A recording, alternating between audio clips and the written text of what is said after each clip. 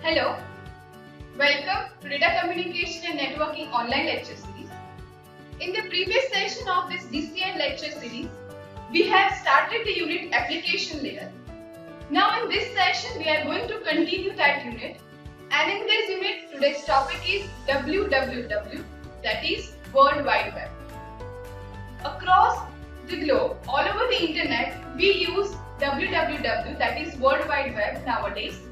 What is the architecture of it, how it is found, what is the platform, and what are the basic roles of WWW, that we are going to see in this session. So let's start with that.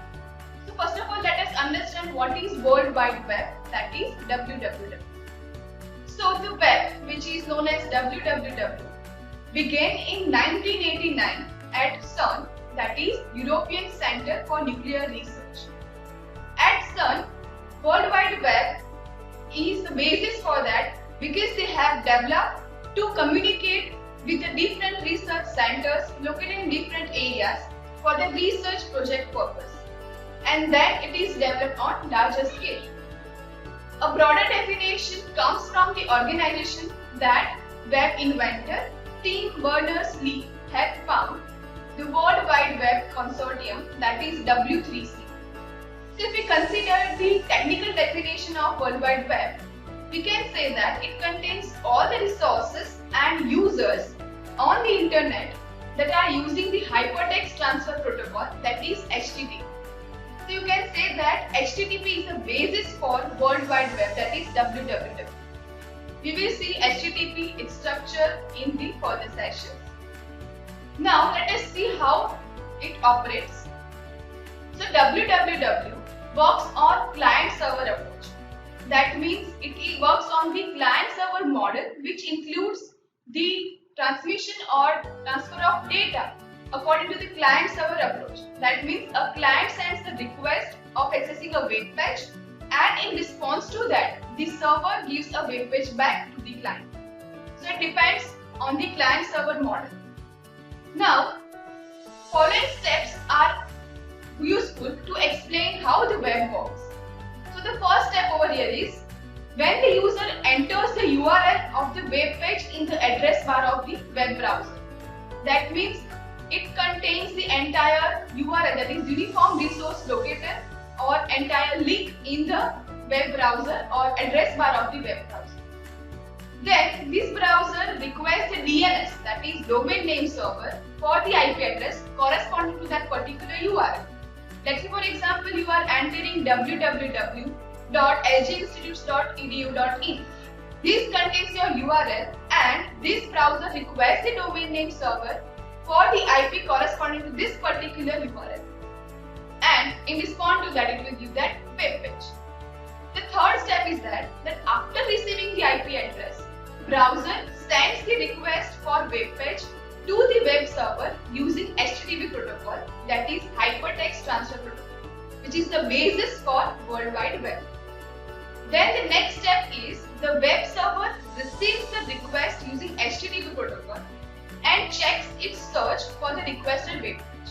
That means it will search for the similar web page of which the request has received, and for that request, that particular web page is returned to the user. So this is how the web page or WWW operates. Here, this is the client-server model, or as you can say, the WWW architecture is shown to you. As you can see, at the client side, there is your laptop or computer or mobile devices. It requests for particular web page using the internet platform. This request for web page goes to the server, and the web server finds for that particular web page, and it responds to that. It will send the HTML file or the web page via the internet to the client back.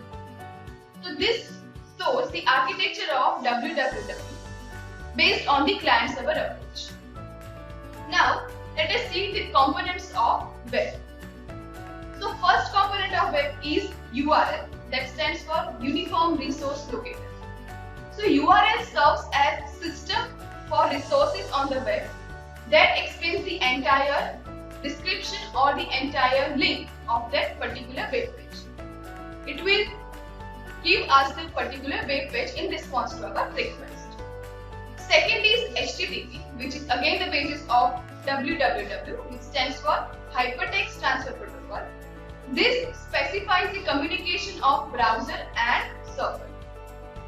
Then the next is HTML, which stands for Hypertext Markup Language. This defines the structure, organization and content of the web page. So these are the major components of web, or you can say web designing: URL, HTTP and HTML. So let us understand each of them in detail. So first one we are going to see is URL, that is Uniform Resource Locator. So URL is the character string or address which is used to access data from the internet, and the URL is the type of URL, that stands for Uniform Resource Identifier. This is the format or the structure of particular URL, indicating its type or entire web link you type in your address bar. Let's say for example, if you consider the address of https www.gigsforgigs.org, in that particular domain is PHP function. So here the first part, that is HTTP, it indicates the protocol that has been used. The second, that is the entire ID or web page, indicates the host name, that means to which home page of the website we are going. And the last part indicates the file name, that means on particular that website in which part we are going to search. So this is the structure of the particular entire URL. The first part, protocol are of different types. Generally HTTP and HTTPS are used widely, but HTTPS is for secure transmission and HTTP is for Hypertext Transfer Protocol. FTP is also used, but widely HTTPS and HTTP is used. Next part is the host name, where the website name is there. Let's say for example, if you consider the www.lginstitute.edu, right? Then in that, if you want to go to particular EC department or IC department or mechanical department or whatever the department, that will go to the category of file. So this is the indication of URL, that is Uniform Resource Locator. Now a URL contains the following information which is listed below. The first one, it includes protocol name, that is HTTPS, HTTP, FTP or whatever it is. Next, a colon followed by // as we have seen earlier. Then the next, it contains a host name, or as you can say domain name or IP address. The next is a colon followed by a port number, and the last one is the path of the particular file. So this is a URL contains. As we have seen a protocols, or the first part which we have seen HTTPS, there are different schemes: HTTPS, HTTP, FTP or particular file. So first one, that is HTTP, that stands for Hypertext Transfer Protocol. It is used to request pages from web servers and send them back from web servers to the browsers. Next one is HTTPS, that is for Secure Hypertext Transfer Protocol.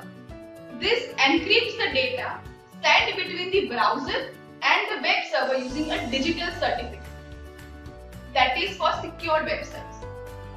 Next is FTP, which stands for File Transfer Protocol. This is another method for transferring files on the web. While HTTP is a lot more popular for viewing websites because of its integration with browsers, FTP is still commonly used protocol to transfer files or transfer large files across the web page and to upload source files to your web server. Next is file. It is used to indicate that a file is on the hard disk or shared directly on the link. So these are the different schemes related to URL. Now let us see the next part, that is HTTP, which stands for Hypertext Transfer Protocol. HTTP is a TCP/IP based communication protocol that is used to deliver data. Data may be in terms of HTML files, image files, query, results, etc. on the World Wide Web. So HTTP is the basis of www, which is based on TCP/IP communication protocol, where TCP stands for Transmission Control Protocol and IP stands for Internet Protocol. The default port of TCP is 80. As we know that TCP or HTTP works on the port numbers. For TCP, HTTP assigned port number 80. Here, the model of HTTP protocol is indicated, the architecture of HTTP. As you can see, on the left hand side there is the web client which sends the request to web server. Web server accesses the server side script, and from the database it accesses the website and give it back to the web client. This is how HTTP operates. Next, HTML. HTML stands for Hypertext Markup Language. It is a formatting language used to define the appearance and contents of a web page. It allows us to organize text, graphics, audio and video on a web page. If we consider key points of HTML, that includes the word hypertext, which refers to the text which acts as a link. That means to design any web page, we need to understand hypertext markup language. And the key point of that is the first one, the word hypertext, which refers to the text which acts as a link. Next, the word markup refers to the symbols that are used to define the structure of the text. Then the next is the markup symbols, which tells the browser how to display the text, and often they are called as text. That means your text, how it will display to the users or on the web page, that is defined under the markup symbols. So these are the basic key points of hypertext markup language. And here, if we consider the last key point, it is that the word language refers to the syntax that is similar to any other language. So these are the key points of hypertext markup language, where what hypertext refers to, what markup refers to, or what language refers to. I hope that www World Wide Web is clear to you now. Its components, URL, HTML and HTTPS is also clear. These are the references. Thank you. Thank you for listening.